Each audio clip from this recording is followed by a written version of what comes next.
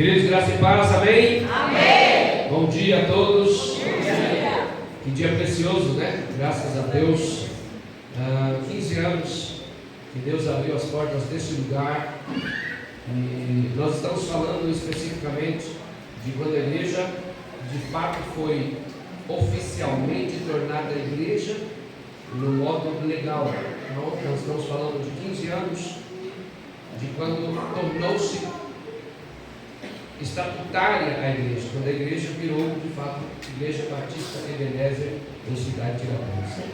Mas eu tenho certeza que essa igreja tem muito mais anos, porque ela começa em uma casa, começa em uma oração, começa em uma residência, começa quando muitos irmãos que nós conhecemos aqui abriram suas portas e se reuniram nas casas de pessoas que eu as conheço hoje, alguns idosos já, mas lá foi o início e o começo de tudo que nós estamos vivendo nesse lugar. Então eu tenho um apreço muito grande e um respeito muito grande por todas as pessoas que passaram por esse lugar. Tudo que nós estamos vivendo hoje aqui é porque alguém, de alguma forma e de alguma maneira, entregou a sua vida para que nos tornássemos o que estamos nos tornando hoje. Então, quantas pessoas, estava lendo algumas atas, desde as atas de fundação desse lugar, quantas pessoas passaram por esse lugar que você nem sequer ouviu o nome ou sabe que essas pessoas existem, alguns já partiram para o Senhor, já dormem, mas muitas pessoas fizeram a obra de Deus para que nós estivéssemos confortavelmente recebendo essa mensagem. Então, muitos homens de Deus, pastor Quirino, pastor Luciano, que foi o pastor fundador oficialmente dentro do Estatuto e das Atas da Igreja, e quantos outros passaram por esse lugar, e a bênção de Deus tem nos alcançado hoje de forma tremenda. É impossível não glorificar a Deus pela vida dessas pessoas. Pastor Aguinaldo, pastor José Iracicã, e quantos outros homens de Deus, pastor Vicente, muita gente boa passou aqui, muita gente boa passou aqui, preparando o caminho para que a gente hoje pudesse glorificando a Deus nesse lugar. E se tem uma coisa que não tem no meu coração, é o sentimento de injustiçar a história. A história está lá, a história está aqui. Todos esses homens que passaram por aqui foram importantes para o que nós estamos vivendo hoje. E eu sempre irei declarar que todas as pessoas que pavimentam o caminho são importantes para que a história continue se desenvolvendo. Amém? Então quero aplaudir Jesus. Quero que vocês aplaudam, segurem, vocês aplaudam com bastante inteligência todas as pessoas que passaram por aqui para que hoje nós estivéssemos nesse lugar. Vamos aplaudir.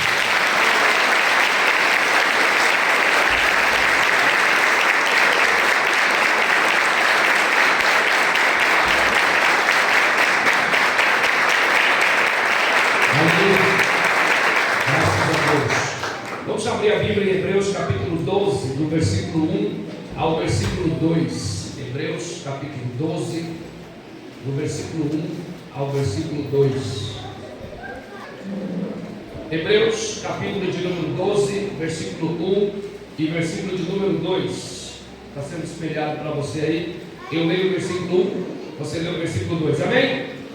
Vamos lá. Portanto, também nós, uma vez que estamos rodeados por tão grande nuvem de testemunhas, livremo-nos de tudo que nos atrapalha e do pecado que nos envolve, e corramos com perseverança a corrida proposta para nós. Bem forte.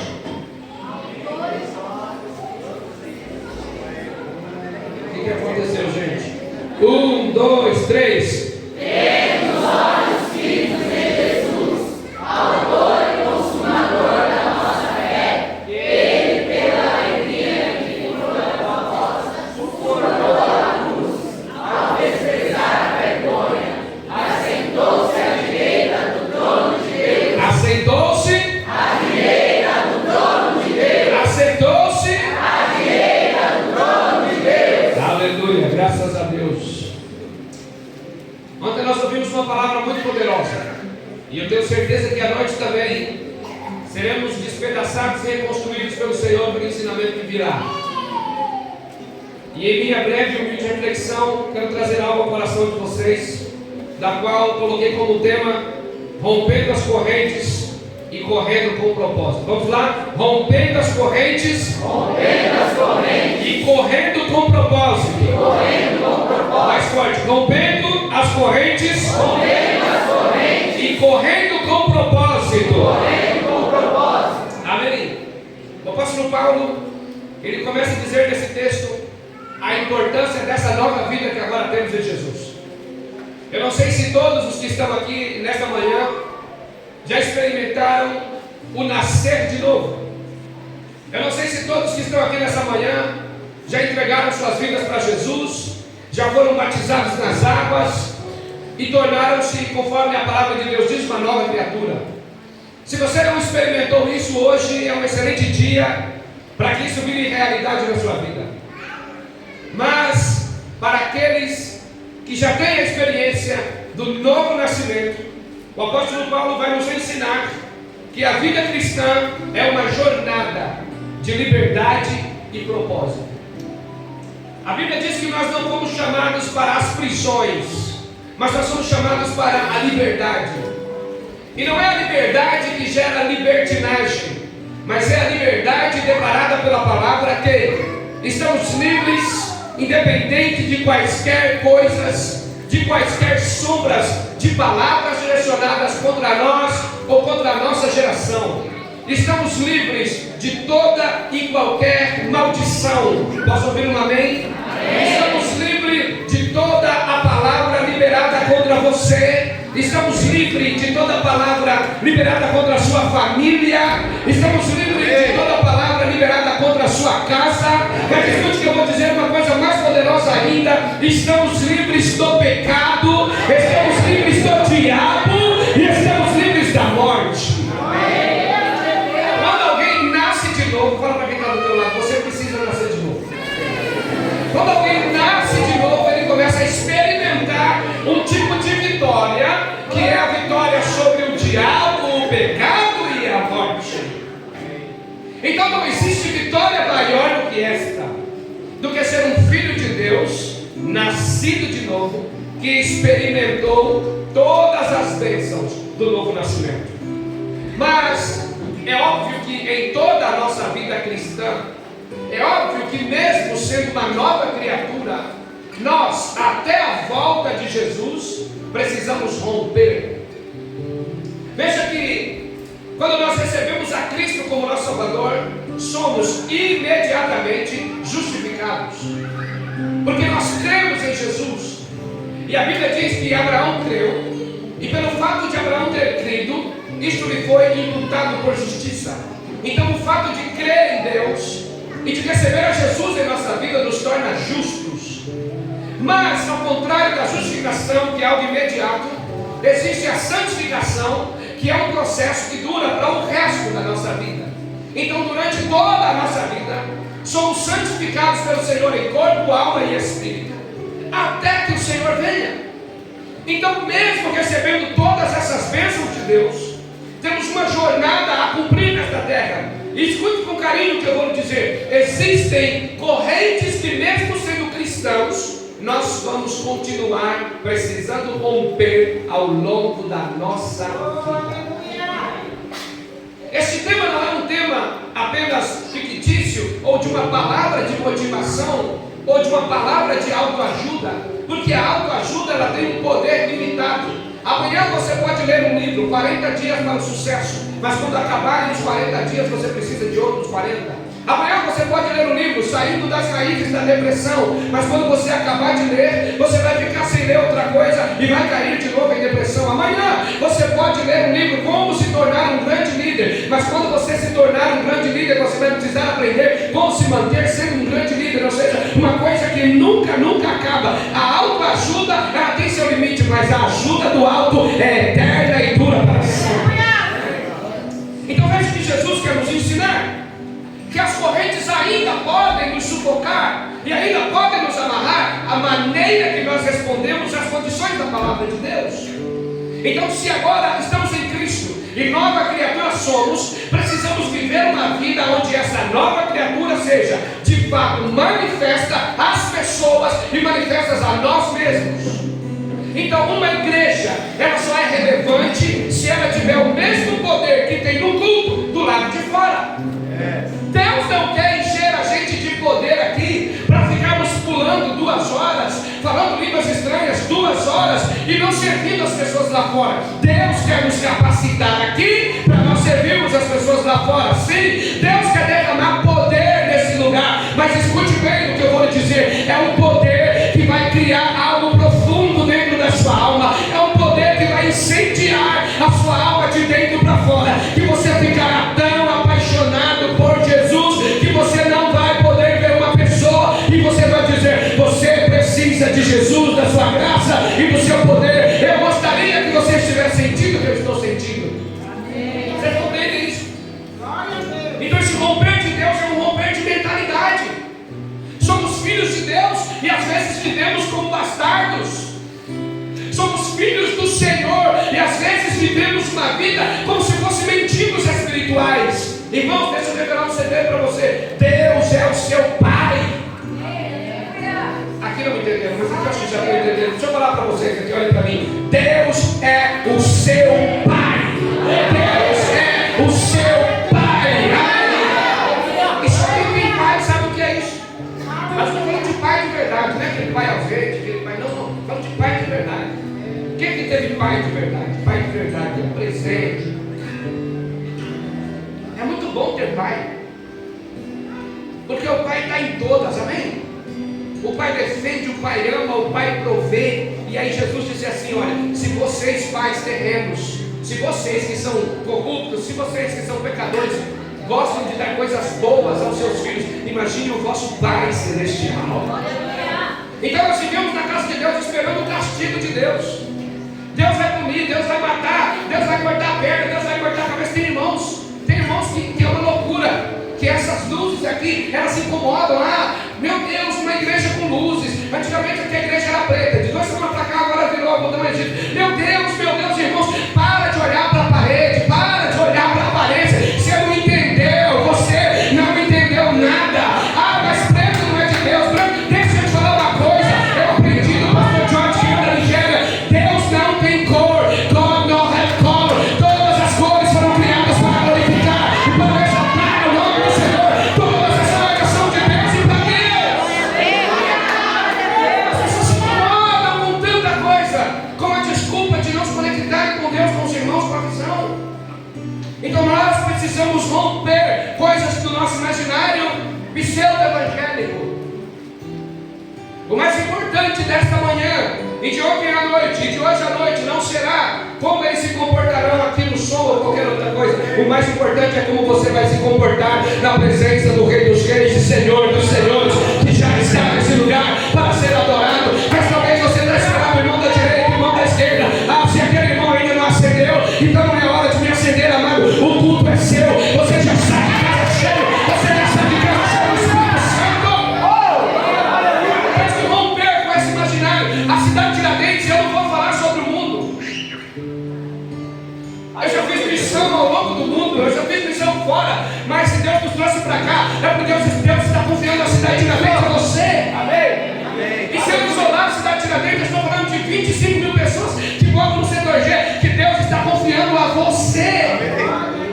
Vocês compreendem? A nossa missão não é salvar a África. A nossa missão talvez seja ajudar os missionários que lá já estão. Mas a sua missão é salvar o lugar que você mora, é salvar o lugar que você vive. Amém? É começar a combater o pecado e o demônio que tem como principado sobre esse lugar. Quando eu entrei na prefeitura, eu descobri que o setor G é o bairro mais sujo da cidade de Tiradentes. Desde que eu descobri isso, eu não tive mais paz. Eu comecei a orar e dizer: Senhor, varre aquele lugar, limpa aquele lugar. Mas, Senhor, não usa apenas o poder público para limpar as ruas, varrer as ruas, fazer praça e levantar plantinha. Usa a tua igreja para remover o pecado. Usa a tua igreja para salvar vidas. Usa a tua igreja para voltar aí dentro do fluxo. Mas não é para cantar e para dançar. É para olhar para aquele viciado, marginalizado, que a gente olha e diz: olha, tem que morrer. É olhar para ele e falar: meu amigo, eu sei que você é usuário e você não tem que morrer, porque Jesus já morreu por você. Ele te ama, ele quer te salvar, ele quer mudar a tua vida. Não é romper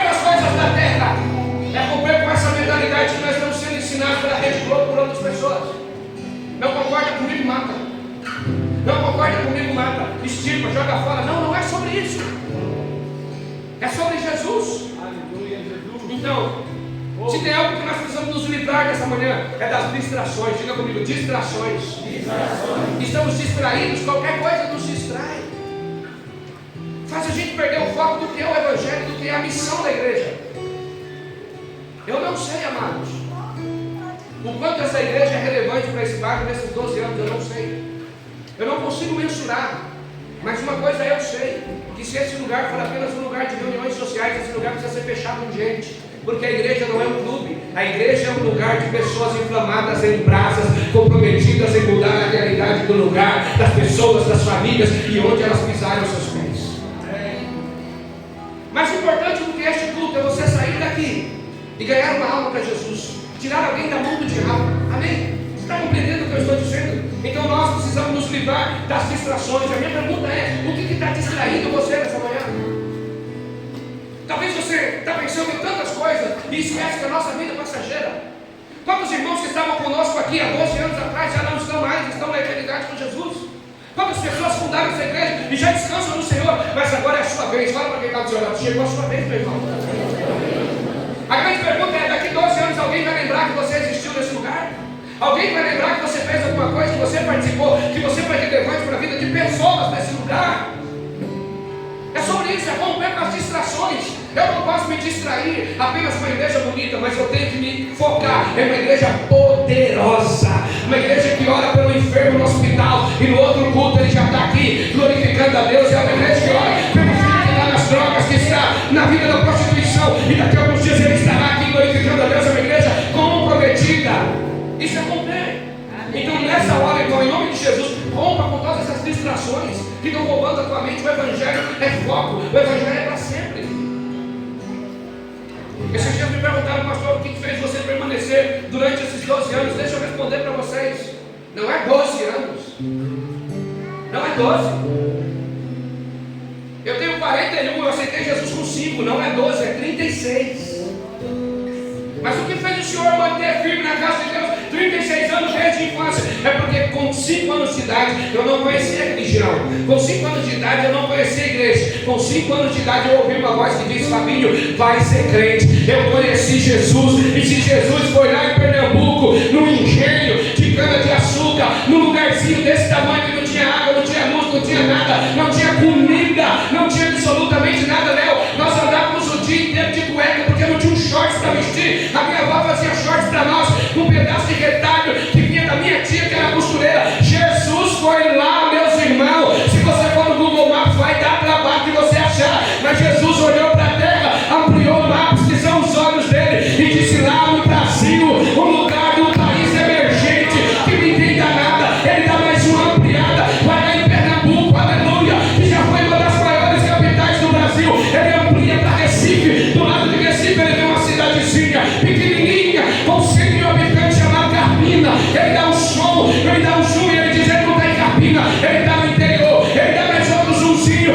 aí está lá no engenho chamado Saguim. Com 5 anos de idade ele olha para o pai e diz: é esse mesmo, é esse mesmo. Ele vai lá e diz: vem, vem, vem, porque eu tenho uma poderosa na tua vida. Vem, se Jesus sabia o meu endereço, deixa eu te dizer uma coisa: eu não posso abandonar quem me conhece.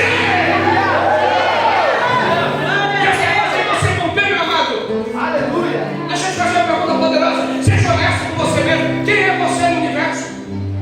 Quem é você? Não sei se você já viu a ilustração do planeta Terra. Aí ele vai distanciando, distanciando, distanciando.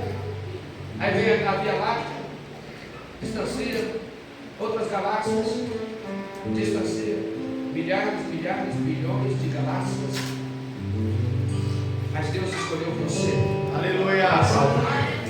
Deus escolheu você para vir essa manhã para ouvir. Ele se importa com você, ele se importa com a sua vida. Não importa os seus pecados, não importa o seu passado, não importa o quão ruim você era. Aliás, Deus gosta de gente ruim, porque ele pega gente ruim e transforma. E quando Deus salva uma pessoa ruim, ele salva um bairro inteiro, porque todo mundo olha e fala assim: se teve jeito para ele, tem jeito para mim, tem jeito para meu pai, tem jeito para minha mãe, tem jeito para meu irmão, tem jeito para minha família. Rompa com essas ilusões. Se você não valia nada e Deus te achou, meu amado, você precisa ser apaixonado por Ele, por sua vocação e pela obra que Ele colocou nas tuas mãos. Mas as distrações virão, diga, as distrações, elas virão. Mas nós temos que olhar para Jesus e dizer, Senhor, não é o que eu quero para a minha vida, eu quero a tua vontade. Nós precisamos correr com propósito, não é correr por correr. A gente que está um pouquinho fora do peso, a gente diz, agora eu vou para a academia, vou correr. Aí você fica lá se matando na esteira, sem propósito, sem nada. Aí depois você diz, agora vou fazer a caminhada, aí você vai.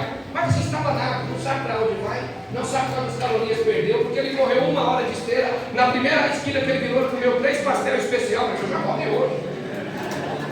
Ele não sabe nada, ele não tem propósito, não tem foco em nada. É saber para onde está indo. Deus está nos chamando para corrermos com foco, amém? Corremos com foco, saber o que nós estamos fazendo, não é sobre fazer, não é sobre apenas fazer, mas saber o que estamos fazendo com propósito. Para que você existe? Para que esse lugar existe? Para que Deus te levantou um líder? Para que Deus fez tanta coisa poderosa na tua vida? Porque Deus quer que você corra uma carreira que no final você seja vitorioso. Então, se você me ver correndo amanhã, você tem que perguntar, pastor, qual é o propósito? Porque tem um menino aqui na cidade de Tiradentes, o nome dele é Jonathan. Esse menino, ele já viajou mais de 30 países. Ele é corredor profissional. Ele está envolvido em todas as maratonas que você puder conhecer. Mora aqui no Centro-G. Um menino sensacional. E aí quando você vê ele correndo, você sabe, ele está correndo para São Silvestre, ele está correndo que ele vai disputar na Alemanha, ele está correndo que ele vai disputar na Argentina. Mas espiritualmente eu quero dizer para você para onde você está correndo, porque eu sei para onde eu estou correndo. A Bíblia diz que existe uma coroa para nós, que não é uma coroa de homens, não é a coroa do rei da Inglaterra, da rainha da Dinamarca, não. Há uma coroa para nós que é incorruptível em glória. Aleluia, aleluia. Então, pastor Fábio, por que 35 anos correndo no Evangelho? Porque eu sei para onde eu estou indo. E cada dia que eu corro mais perto eu chego. Cada dia que eu corro mais perto eu chego. Corra com propósito. Se o que você vai fazer na igreja não vai glorificar a Deus, não faça. Tudo que você for fazer tem que ser para glorificar a Deus. Amém? Amém? Então, pastor, por que eu preciso romper das distrações? Porque elas me roubam o propósito. Não se distraia. Fala para alguém que está do teu lado, não se distraia. Mas se eu tenho que sair disso e romper com as distrações, eu também tenho que romper com o pecado. Temos uma pessoas que estão no pecado. As pessoas que estão fielmente na prática do pecado não serão abençoadas por Deus. A Bíblia diz no livro de Provérbios, capítulo 18, versículo 13, que se você não confessar os seus pecados, você nunca vai prosperar. Deus odeia pessoas que escondem os seus pecados, mas a Bíblia diz que aquele que confessa e deixa, alcança misericórdia. Esse é o desejo de Deus para a tua vida. Em Romanos capítulo 6, do versículo 1 ao versículo 4, o apóstolo Paulo pergunta: que diremos, pois? Permaneceremos no pecado para que a graça de Deus venha abundar em nossa vida? Não, de maneira nenhuma deveremos permanecer no pecado. Mas vale uma informação para você: onde o pecado fez um estrago na tua vida, a graça fará um estrago ainda maior. Amém. Você compreendeu o que eu estou dizendo? Onde o pecado abundou na tua vida, a graça irá superabundar. A graça de Deus fará coisas maiores. Pastor, eu queria ter sido crente igual o senhor, mais novo. Eu queria ter passado a vida toda na igreja também, igual o pastor Marcos. Fica tranquilo, amado. Nós temos um testemunho para contar. Mas deixa eu te falar uma coisa: quanto mais ruim você era no mundo, quanto pior você era, maior será o nível de graça que será derramada na tua vida. Maior será o nível de poder, porque você vai chegar no limitador e olhar: se lá no mundo eu era assim, na casa de Deus serei melhor. Quem que frequentava forró? Deixa eu ver quem frequentava forró. Levanta a mão bem alto. Deixa eu ver quem frequentava forró. Show de bola. Talvez você não era adepto do forró. Tu era forrozeiro? Não.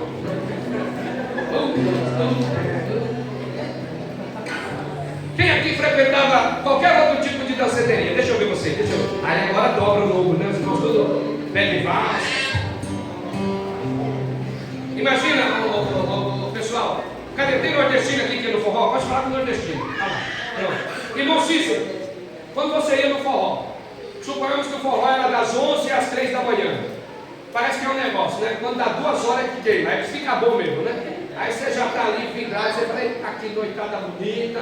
E aí você já olhou alguém e você falou: ixi, agora é que eu não saio daqui. Aí, quando dá 2 horas, você tem que sair do nada. Você vai embora ou você permanece? Está pegando fogo? Tá bom o forró. Você vai embora ou você fica? Você fica, na verdade. Na igreja deu 9 horas, o irmão já quer ir embora. Por quê? Parece que o culto culto é menos importante do que o forró. É menos importante do que a danceteria. Vocês estão entendendo? Quem que dorme no forró? Deixa eu ver. Quem dormia no forró? Ninguém dormia, porque no forró tinha motivação. Quem era homem estava olhando mulher. Quem era mulher estava olhando homem. Estava dançando, estava se esfregando, estava fazendo um monte de coisa errada. Agora aqui não. Pastor, cuidado com o horário, porque o senhor sabe. Nós somos uma igreja de família, meu irmão. Aqui não tem prostituta para a gente voltar. Aqui não tem prostituta para ninguém se amassar. Aqui tem o Espírito Santo, tem poder de Deus para a gente encher, receber a graça. Mas o Espírito Santo não te atrai. Então você não é crente, porque eu quero ficar nesse lugar e emendar o culto da manhã com o culto da noite, porque a presença dele está nesse lugar, a glória dele já está aqui e nada mais importa, nada mais me interessa além da presença de Deus. Isso é romper, não é dizer acaba o culto, é dizer Senhor, continua falando, eu estou ouvindo a tua voz. Vocês estão compreendendo o que eu estou dizendo? Rompa com essas coisas, meu amado. Entregue o seu tempo a Deus. Eu sugiro que todos vocês leiam o livro de Luciano Subirá, chamado Até que Nada Mais Importa. Leia! Não importa nada além do reino de Deus. Então, onde o diabo fez um grande estrago na tua vida, Jesus nessa manhã está chegando um grande testemunho. Está chegando um grande testemunho. E não importa quanto tempo você tem de crente, aí que está pesado. Quanto tempo você está na presença de Deus por isso? Agora, debaixo da graça que você recebeu a Cristo. Lucas está 9 meses na presença de Deus. Era crente, depois ficou afastado, tem 9 meses na presença de Deus. Vamos fazer uma conta com Jesus aqui, tá? Você tem 9 meses, eu tenho 36 anos. Deixa eu te falar uma coisa. Todas as bênçãos que foram derramadas na minha vida há 36 anos já estão disponíveis para você, igualmente, há 9 meses. Opa, fala Jesus não volta tempo de casa, porque Jesus é eterno. Ele é ontem, ele é hoje, ele é o amanhã, ele é o alfa, ele é o ômega, ele é o primeiro, ele é o último, ele é o leão da tribo de Judá, ele é a raiz de Davi, ele é o lírio dos vales, ele é a rosa de Saron, ele é aquele que era, que é e que há de vir, ele é aquele que morreu, ressuscitou e vive para sempre, é aquele que curou a filha de Jairo, é aquele que ressuscitou a Lázaro, é aquele que curou o paralítico, é aquele que abriu os olhos do céu, é aquele que estava com Deus na criação, é aquele que em Deus morreu na cruz para te salvar, é aquele que gritou e a sepultura tremeu, é aquele que está na Batista de Ebenezer, mas é aquele que está na tua casa, é aquele que está no teu trabalho, é aquele que está na faculdade, é aquele que vai te honrar, é aquele que vai te levantar, é aquele que vai mudar a tua vida, é aquele que voltará para buscar a sua igreja e nos levará para estar com ele para todo sempre.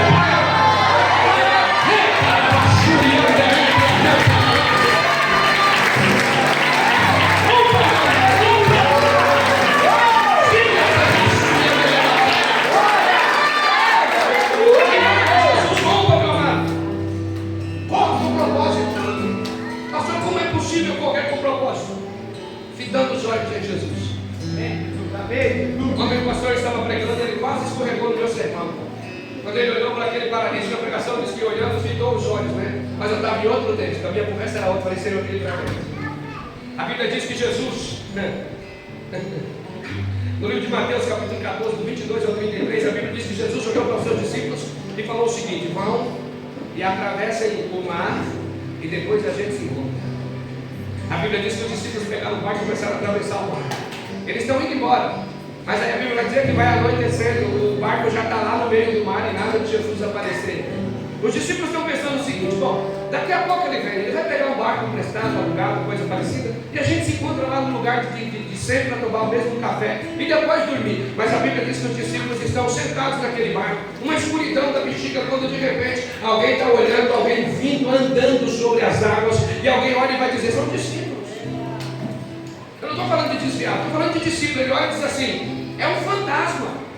Eles não estavam acostumados a ver o tamanho de Deus, é um fantasma. E aí aquele homem está andando sobre as águas, os discípulos desesperados: meu Deus, o que a gente fez para merecer isso? Se Jesus estivesse aqui, o fantasma não estava vindo, agora o fantasma vai acabar com a gente. E aquele homem vai se aproximando, mas alguém olhou e disse: não, não é um fantasma não, parece que é ele, parece que é Jesus. Deixa eu te falar uma coisa: o que vai resolver a tua vida não são os fantasmas que você está inventando, os fantasmas da psicologia, os fantasmas da filosofia, não vão resolver os seus problemas. É alguém chamado Jesus de Nazaré. Esse vai resolver, esse vai entrar, esse vai te amar, esse vai ter paciência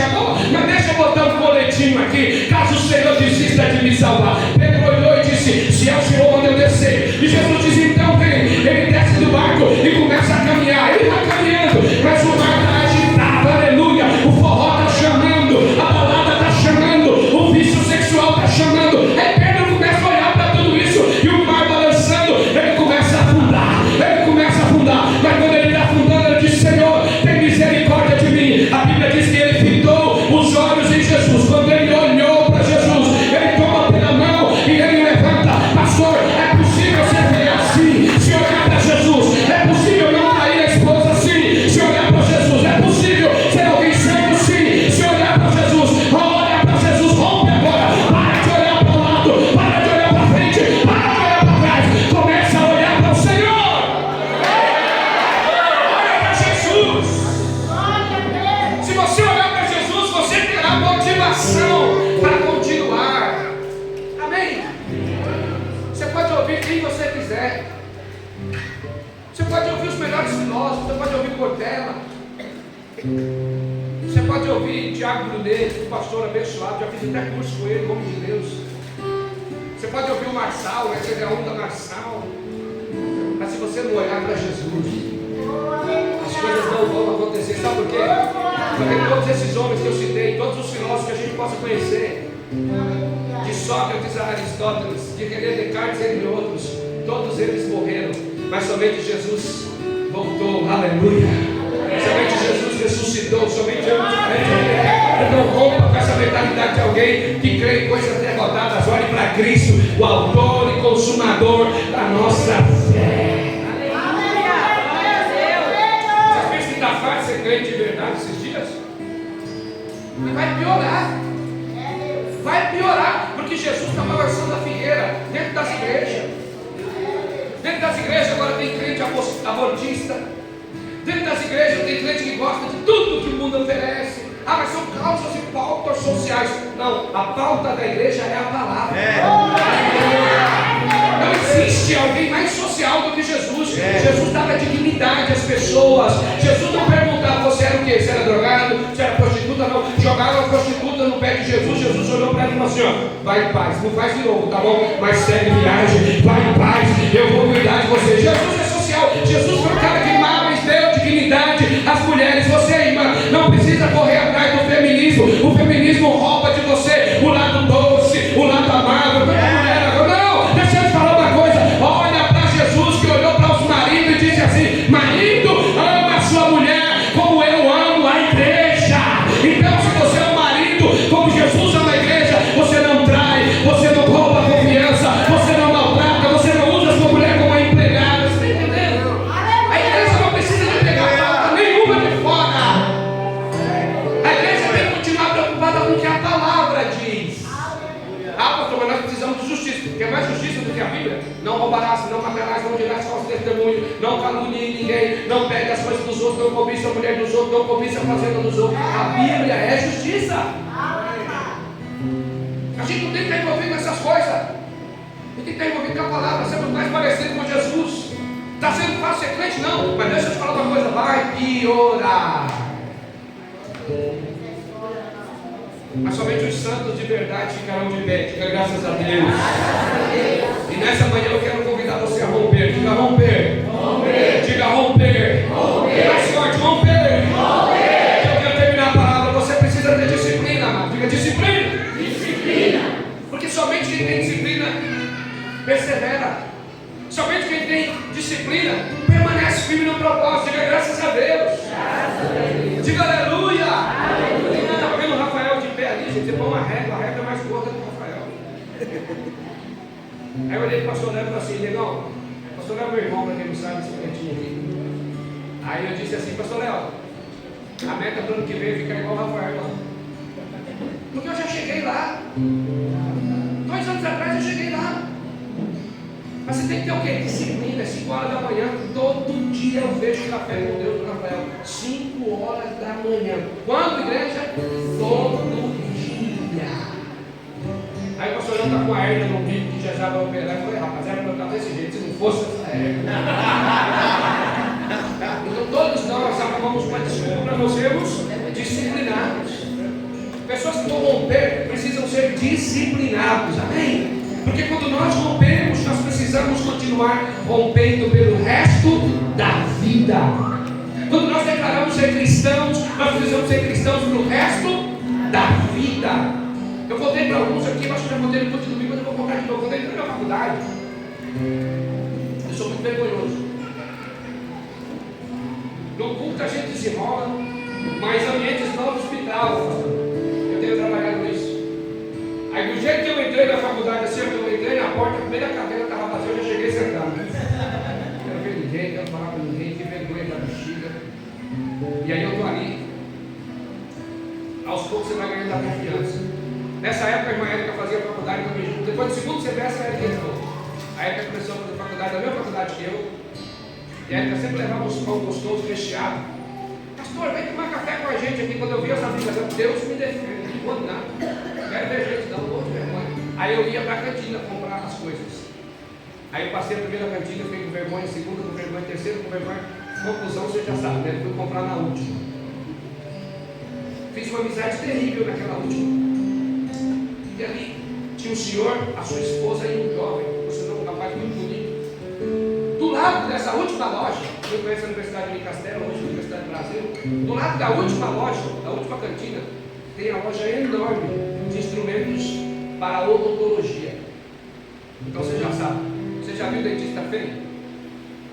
Só gente bonita. Agora sim, Deus está abençoando os feios que estão chegando lá para agora. Nem sei como eu consegui meu diploma, graça, pura graça. E aí quando eu estou ali, irmãos, sempre brincando aquela zoeira saudável, come, bebe. Aí aquele menino, todas as vezes que as pessoas da odontologia passavam, aquele rapaz, o meu apelido era cabeludo. Porque no primeiro dia eu escolhi tanto o lugar de comer, que na primeira que eu encostei, o senhorzinho virou para mim e falou assim: e aí, cabeludo? Meu coração encheu de cabelo, eu falei assim: de 10 cantinas, escolhi esse Satanás. E ele vai me xingar de cabeludo para me matar de vergonha. Aí eu fechei a cara. No que eu fechei a cara, ele levantou o boné. Ele levantou o boné, 2 faixinhas de cabelo, uma aqui e outra aqui, aí surgiu aquela amizade. E toda vez que eu estava comendo ali, antes de entrar na sala de aula, as meninas passavam para comprar instrumentos da odontologia. E ele falava assim: olha, cabeludo. Daí falava um monte de coisa e eu estou aqui na postura comendo. E foi passando os dias. Um dia que ele não aguentou, não. Ele pegou e falou assim: ô cabeludo, tu joga do outro lado, é? Mas por que, irmão? Tem 2 meses que eu estou te mostrando as mulheres e tu não olha para trás e continua comendo. Cabeludo, tu joga do outro lado, é? Eu falei: deixa eu te falar uma coisa que tu não sabe sobre o cabeludo. O cabeludo é crente, casado, tem 3 filhos e é pastor. Não esconda a sua identidade. A partir daquele dia, outro dia mudou tudo. Pastor cabeludo. E nunca mais eu sofri qualquer intervenção de mandar olhar para a direita ou olhar para a esquerda, porque agora eu sou corrigido pelo Senhor. Eu não sou obrigado a fazer o que o mundo manda. Eu não sou, mas eu fui porque me chamaram. Vieram me buscar em casa. Não, amado. Você tem poder e autoridade para pisar serpentes e escorpiões. Quem te ama para dizer não? Fala para quem está ao teu lado. Aprenda a dizer não, rapaz. Alguém mesmo fala: foi aleijado, amado. Um dia que na sala pastoral, ele conversava comigo. Falei: mas e aí?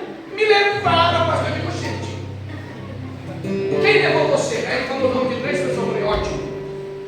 Saindo do conselho aqui da sala pastoral, nós vamos na delegacia e nós vamos dar parte. Nós vamos dar parte dessas 3 pessoas. É um boletim para cada um. Não, pastor, quando você falou que levaram você, amado, só tem um jeito de ter te levado: amarraram você, vendaram os seus olhos, amarraram o pé, o braço, jogaram na malha do carro, e quando você já estava lá na bagunça. Não foi isso, querido? Não, pastor, eles ficaram na minha cabeça. Aí eu fui: você foi. Aí eu entrei no carro, você entrou. Aí eu cheguei lá e eu dancei, você dançou. Aí eu cheguei lá e bebi, você bebeu. Aí eu cheguei lá e embriaguei, caí na precisão. Então foi tudo você. Para de culpar os outros, para de culpar as pessoas, porque você é responsável pela tua vida espiritual. Rompa com as suas desculpas e com as suas mentiras e seja verdadeiro com Deus. Você entende isso? Para de ter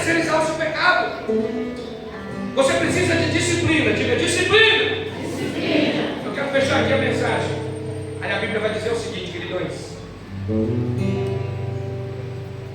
Jacó, cujo nome significa enganador, suplantador, cabra safado, sem vergonha. Se fosse minha avó, dizia, ele é um pilintra, mas na verdade é pilantra.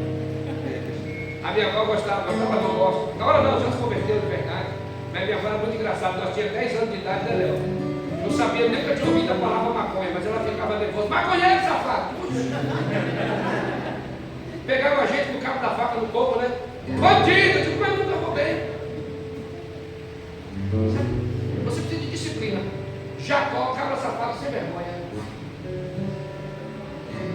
Está vindo encontrar seu irmão e ele chega no vale de Jaboque, no rio.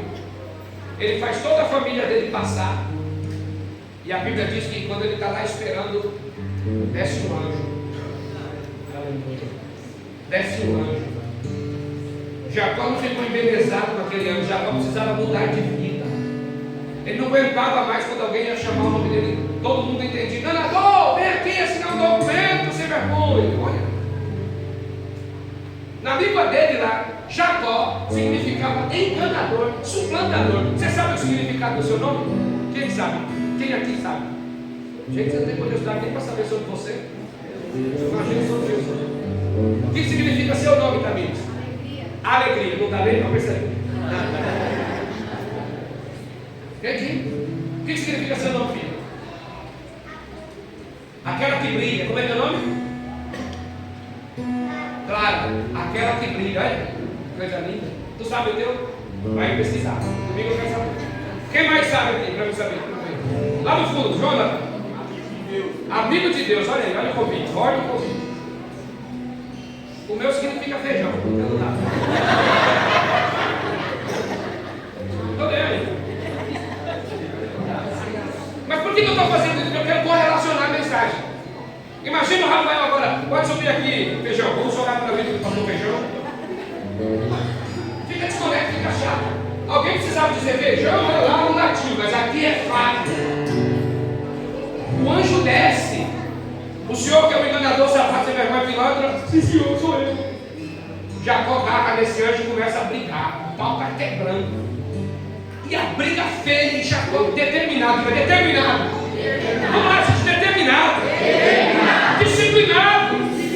Jacó disse: hoje o bicho vai pegar. E toma porrada e bate de lá. E o anjo se esquiva. E Jacó se esquiva. E pá, quando deu um certo horário da madrugada, o anjo olhou para Jacó e falou assim: eu tenho que vazar, mentiroso, plantador sem vergonha. E Jacó falou o que para ele? Você não sai daqui enquanto eu não for abençoado. Você não sai daqui enquanto meu nome não for mudado. Você pode ser anjo, você pode ser o que for, mas meu nome não será mais enganador, não será mais mentiroso. Ele está lutando por dignidade. Aí a Bíblia diz que o anjo puxa a espada, fere a coxa de Jacó. Não dá para falar por quê, por causa do tempo. Ele fere a coxa de Jacó e diz assim: qual é teu nome mesmo? Jacó olha para ele e diz assim: o meu nome é enganador, mentiroso, suplantador, cabra safado, sem vergonha. O anjo diz: eu vou subir, mas a partir de hoje fica sabendo que toda a terra saberá que o meu nome não é mais mentiroso. O seu nome agora é Israel, aquele que brigou com Deus e prevaleceu. Você foi valente,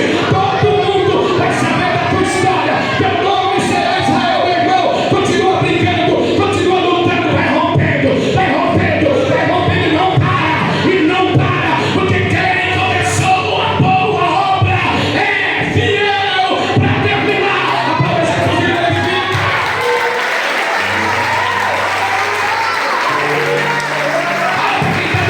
Não para! Não desista! Oh, rebacanda lá na saia! Todas as vezes que eu saí daqui, dizendo que eu vou desistir, eu não aguento mais não. Quando eu entrava no meu carro, o Espírito Santo sentava junto comigo e falava assim: tu é doida. Olha de onde eu te tirei. Tu não serve para nada, infeliz. Tu já tem 40 anos, vai virar cheirador agora, é? Vai começar a fumar agora. Que rebeldia é essa? Agora você vai ser beberrão. Tu não serve para nada a não ser crente, amado. O Espírito Santo está me conversando, está falando comigo. Deixa eu te falar uma coisa. Todo o sucesso, todas as bênçãos que você espera, irmãos, está em descansar na graça de Deus. Deus nunca desiste de você. Não importa o que você tenha feito. A graça de Deus é suficiente em todas as nossas necessidades. Eu estou agora descarregando tesouros espirituais sobre a tua vida. Em meio às tempestades da vida, podemos confiar na fidelidade de Deus. Talvez alguém traiu você, mas Deus nunca vai te trair. Ele é fiel.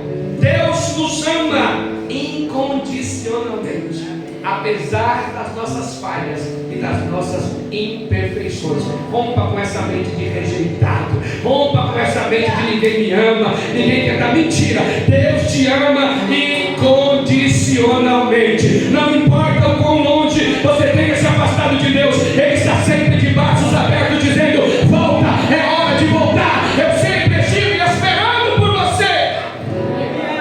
Ontem 2 jovens voltaram para Jesus. E eu falei: Senhor, todo o investimento que foi feito está pago. 2 jovens voltaram para Jesus chorando. Deus nunca nos abandona. Você crê nisso? Pega na mão de quem está do teu lado. Deus nunca nos abandona, mesmo nos momentos mais sombrios de nossa vida.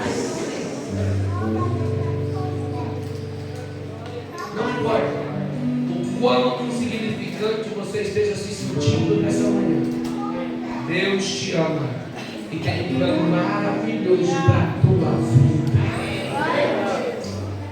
Não há pecado, eu quero fechar aqui.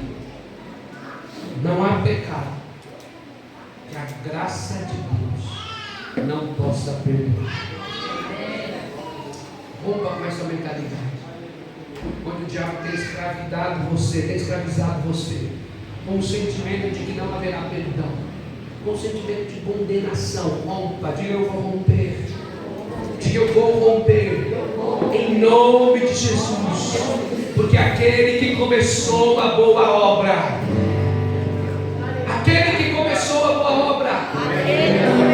é fiel para terminar. Fala para quem está do teu lado: ele vai concluir o projeto. Ele vai concluir o projeto, amém? Talvez a tua vida hoje seja só o rascunho. Deixa eu te dar uma boa notícia como homem de Deus. Deus vai voltar para a escrivaninha e vai concluir o projeto. Aleluia! Ele é fiel. Eu quero orar para a tua vida. Oh, aleluia! Aleluia!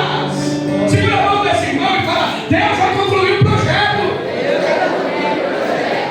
Eu não sei o que você tem sonhado, mas rompa nessa manhã, porque Deus vai concluir o projeto na tua vida, amém? Fica de mão dada com alguém, começa a glorificar e fala: Senhor, venha. Obrigado, Espírito Santo. Obrigado, Espírito Santo. Diga: obrigado, Espírito Santo.